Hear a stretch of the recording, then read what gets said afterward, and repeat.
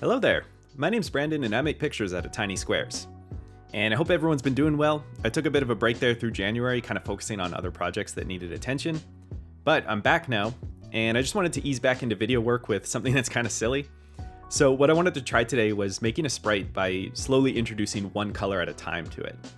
And actually having the goal to be like reaching this point where it starts to go a little too far on purpose. A lot of times when making a sprite, you may have a set palette that you're working with and kind of using those colors all at once together. So I think it'll be fun to approach it from this workflow of painting in a single color at a time before moving on to the next. And just kind of seeing how each one changes the look. And then on top of that, maybe we'll find some sort of tipping point as far as the moment where it does become too much.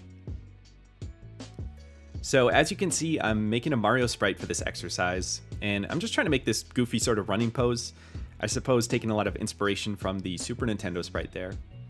And that one, by the way, I think uses 13 colors total. So my goal is definitely going to be to push mine further than that. So the line work version, I'm just going to refer to as being the first color. I know technically a solid background kind of counts as a color, but I like to think of this just being like a line work sprite with transparency. So in terms of adding an actual intentional second color, I want to pick something that's representative. And I think a solid red would be a wise choice here, just as far as communicating probably the dominant color that we think of for Mario.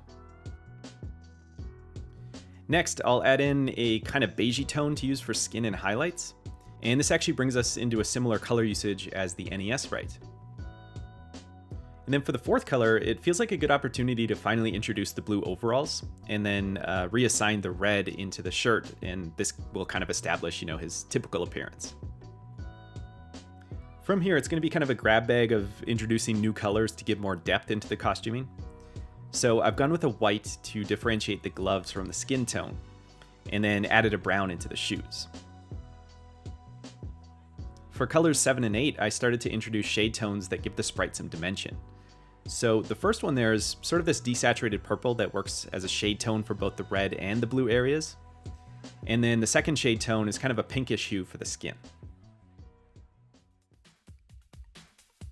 Now that I've got some momentum on this single color workflow, what I did was to actually plan out the next 8 colors ahead of time. Starting with this bright yellow for the buttons, which I'm squeezing in right away now because I actually didn't think of doing it earlier during the first 8 colors. But most of these new colors are actually just lighter or darker versions of what's already on the sprite, and these will basically just expand the solid areas to be more of a gradient approach of shades and highlights. There's a subtle hue shift in these tones too. So for instance, the red gets more orange as it gets lighter, and the blue gets more turquoisey as it gets lighter. And both of those go toward purple on the darker end. Around this time is where we're in that range of the Super Nintendo sprite, and we can definitely notice that similarity in the level of rendering. And honestly, this is quite a pleasing range to be in.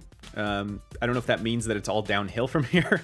I'm going to try to keep things as aesthetically pleasing as I can going forward, but we'll see. So that brings us to the next 8 colors, which for me was where I could feel the ideas for genuine improvements start to dwindle away. Certainly we could keep subdividing the red and blue gradients into even finer increments, but I was trying to instead find colors that would serve more of a purpose than that. So what you'll notice is that most of these new additions are actually on the darker side. And the reason for this is that they're going to be outline colors. So rather than just using black line work throughout the sprite, we can introduce a bunch of new colors that give a bit of tone to the outline depending on which area of the sprite it is. So the blue overalls, for instance, have kind of a deep blue tone for the outline now. Areas with the skin and the shirt have a deeper red tone, and so on. And then past that, I wanted to try some colors that weren't actually represented yet and had no good reason to be there.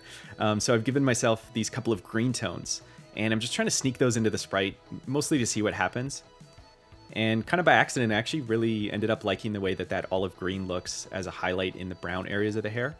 Like it's giving some kind of interesting lighting effect or something. Along those same lines, the final 2 colors are these like ambient highlights of pink and teal. I thought they could be this like final edition of maybe some crazy colored rim lighting just to do something different. Maybe it's kind of like a Rainbow Road vibrancy or something, I'm not sure.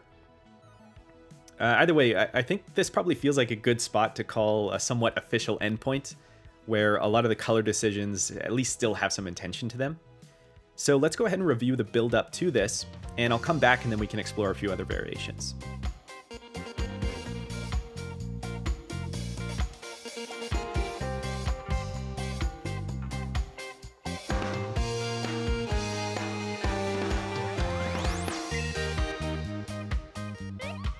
Alright, so I did some slight touching up, but still sticking within that set of 24 colors.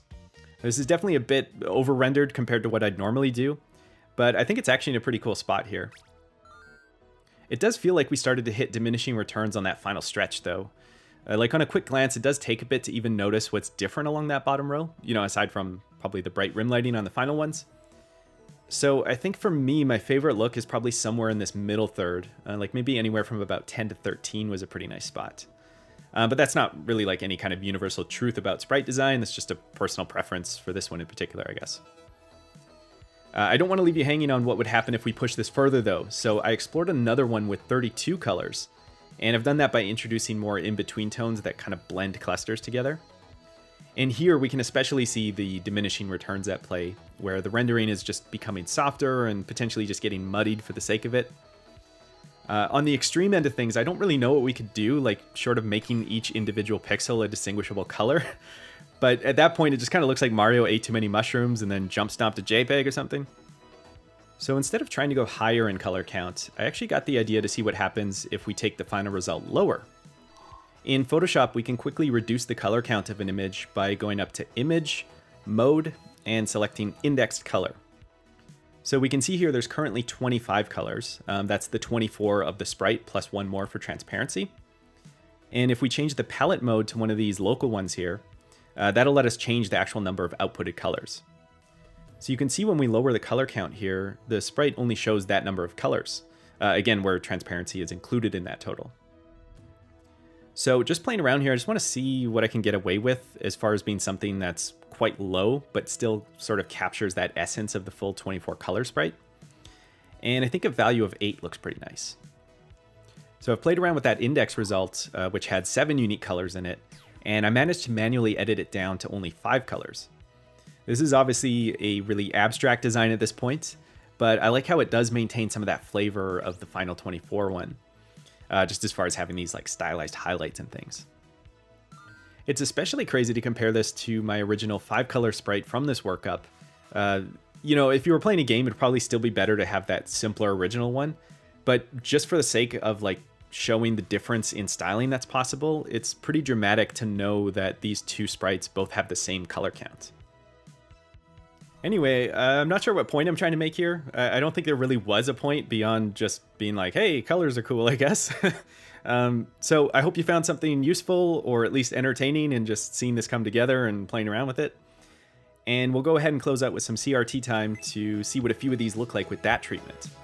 So thank you for watching, and take care and keep it square.